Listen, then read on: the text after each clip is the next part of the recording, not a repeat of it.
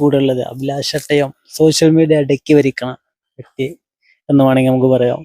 അതൊന്ന് മൂപ്പരെ കുറച്ച് മിമിക്രിയും കാര്യങ്ങളൊക്കെ നമുക്ക് കേൾക്കാം. അപ്പൊ നമ്മുടെ ലൊക്കേഷനിൽ വന്നപ്പോ നമുക്ക് ആളെ കിട്ടിയാണ്. മനസ്സിലായല്ലോ, ഇതാരായിരുന്നു? ചാനലാണോ? ഏത് ചാനലാണ്? നമ്മളെ എല്ലാവരുടെ ഒരു അടിപൊളി ചാനലാണ്. എന്റെ പിന്നെ ഞാൻ എത്ര മെസ്സേജ് അയച്ചായിരുന്നു അതിലേക്ക്.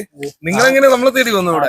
നമ്മള് തേടി വരും, നമ്മള് കണ്ടന്റുകൾ തേടി വരും. ഈ ഒരു ദൈവത്തിന്റെ അനുഗ്രഹം. കാരണം എന്താ വെച്ചാൽ ഞാൻ കുറെ മെസ്സേജ് അയച്ചായിരുന്നു ഒരു ഇന്റർവ്യൂ തരാമെന്നൊക്കെ ചോദിച്ചു.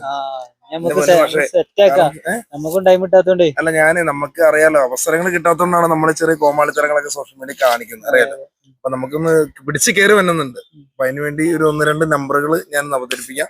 അപ്പൊ നമ്മുടെ ഈ മാമുക്കോയക്ക, അതായത് ഇഷ്ടമല്ലേ, അപ്പൊ അദ്ദേഹത്തിന്റെ ഒരു ചെറിയൊരു നമ്പർ ഞാൻ അവതരിപ്പിക്കാം. പഠിച്ച തമ്പുരാനെ എന്ത് പറയാ, നമ്മൾ മലപ്പുറത്ത് വന്നപ്പോ എന്ത് രസം എന്നറിയോ. അവിടുത്തെ വീടും കാടും മേടും എല്ലാവരും സൂപ്പറാണ്. ഇവിടെയൊക്കെ ജനിച്ചു വളർന്നു കഴിഞ്ഞാൽ നമുക്ക് ഭയങ്കര പുണ്യം ചെയ്തോല.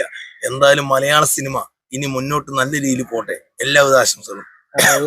അടിപൊളി അടിപൊളി. പുള്ളി നമ്മുടെ ഇതില്ലേ ഒരു സിനിമ ഉണ്ടല്ലോ, പാലിസ്നാ അല്ല നായിഞ്ച മോനെ, ഈ കഥ 10 പഠിച്ചോനാണോ പറഞ്ഞ നമ്മളൊന്നിനും പോണ്ടാന്ന്. അടുത്ത ആഴ്ച നമ്മൾ വരുമ്പോ ഓൾക്ക് കൊടുക്കുന്ന പൈസ തന്നെ ഇവിടെ കെട്ടിത്തിങ്ങിച്ചാവും മോനെ ഓള്.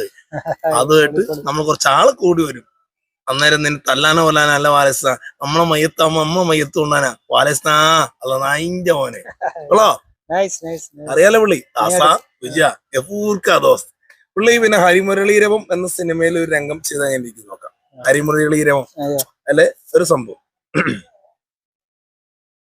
സംഗീതം പഠിക്കണമെന്ന മോഹമായിട്ട് നമ്മൾ ചെന്നിട്ട് ഒരു സിംഗത്തിന്റെ മടയിൽ ചെന്നിട്ട് നമ്മൾ ദക്ഷിണ വെക്കാൻ പോകുന്നത് പഠിച്ചവനാണ് നമ്മളതിൽ ഒന്നുമില്ല. ഉള്ള ദക്ഷിണ വെച്ചിട്ട് ഹിന്ദുസ്ഥാനി രാത്രി നമ്മളൊരു പാട്ട് പാടി.